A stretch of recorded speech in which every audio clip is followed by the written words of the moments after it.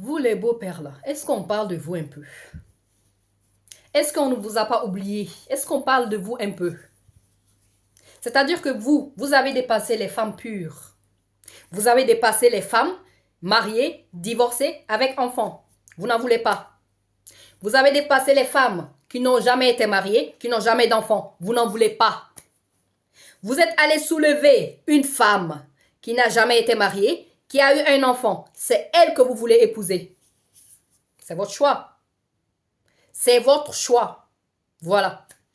Une fois que vous l'avez épousé, vous voulez lui rendre la vie dure. Pour quelle raison? Pour quelle raison? Personne ne t'a imposé ce choix. Tu avais plusieurs choix de femmes, mais c'est elle que tu as choisi. Donc tu la respectes. Tu respectes son enfant. De quel droit tu te permets pour dire à ta femme que tu ne veux pas qu'il voie, que le père voie son enfant? Pourquoi? Pour quelle raison? Pourquoi à cause de toi, l'enfant doit être privé d'un papa? Pourquoi? Tu savais très bien, elle t'a pas caché. Hein? Elle t'a pas caché qu'elle avait un enfant. Elle n'était pas mariée, elle avait un enfant. Elle t'a pas caché. Elle t'a bien dit les choses. Malgré ça, tu as accepté de la prendre, de l'épouser, de faire d'elle ta femme. Et de faire de l'enfant ton enfant, entre guillemets. Voilà. Pour quelle raison maintenant tu imposes à ta femme que tu ne veux pas que le père il voie son enfant? Pourquoi? Tu es jaloux? Tu n'as pas confiance à ta femme? Fallait pas l'épouser en fait. Fallait pas l'épouser. La confiance, elle fait partie des bases d'une relation durable et saine. Fallait pas l'épouser quand tu n'étais pas prêt. Personne ne t'a forcé la main. Personne ne t'a imposé quoi que ce soit. Donc tu n'as aucun droit pour priver à cet enfant innocent-là de voir son père. Non. Non. C'est quoi votre problème en fait? C'est quoi votre problème? Pourquoi vous vous compliquez la vie et vous voulez détruire la vie des autres aussi? Pourquoi? À cause de votre mauvais choix. Pourquoi? Même quand ta femme, elle sort et ramène un petit jouet, ramène un petit cadeau, tu pètes les plombs. Pour toi, c'est voilà, elle est partie voir encore le père de son enfant. C'est quoi le souci? Si le père, il a envie d'offrir quelque chose à son enfant, c'est son plein droit. C'est son plein droit. Ça ne veut pas dire que la femme, elle se cache pour se remettre avec son ex. Ça ne veut pas dire ça. Ça ne veut pas tout à fait dire ça. Ça ne veut pas dire ça en fait. C'est quoi le souci? Vous vous êtes engagé dans cette relation, et bien vous assumez. Vous assumez. Vous n'avez plus confiance, et bien vous divorcez. Mais ne rendez pas la vie de la femme dure. Ne rendez pas la vie de son enfant un enfer. Pour quelle raison en fait? Pourquoi? Pourquoi vous faites ça? Revoyez-vous. Si vous n'avez pas envie d'avoir ce genre de problème, ne vous mariez pas avec des femmes qui ont des enfants. Ou bien c'est quoi votre projet? C'est quoi votre projet derrière?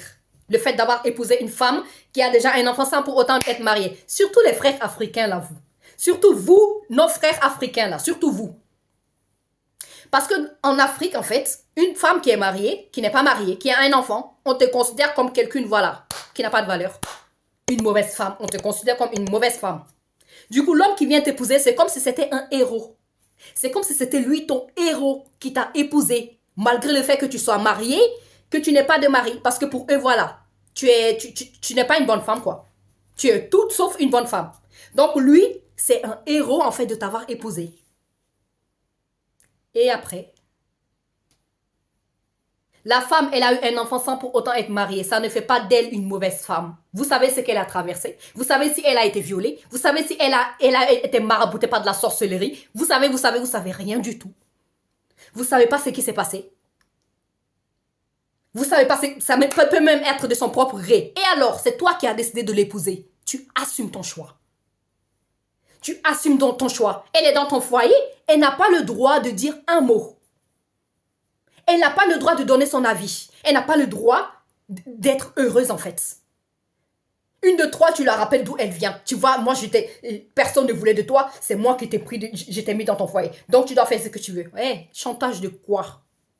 Chantage de quoi?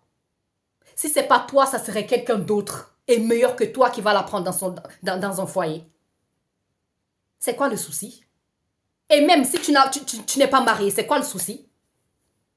Vous pensez qu'être marié, c'est une fin? C'est les femmes d'avant, là, que tu épousais, eh ben, c'est comme si tu leur avais acheté, en fait, le monde entier. Mais les femmes d'aujourd'hui, la plupart des femmes d'aujourd'hui, ils ne calculent plus vraiment le mariage, en fait. Ils ne calculent plus vraiment le mariage. C'est pas une fin pour eux.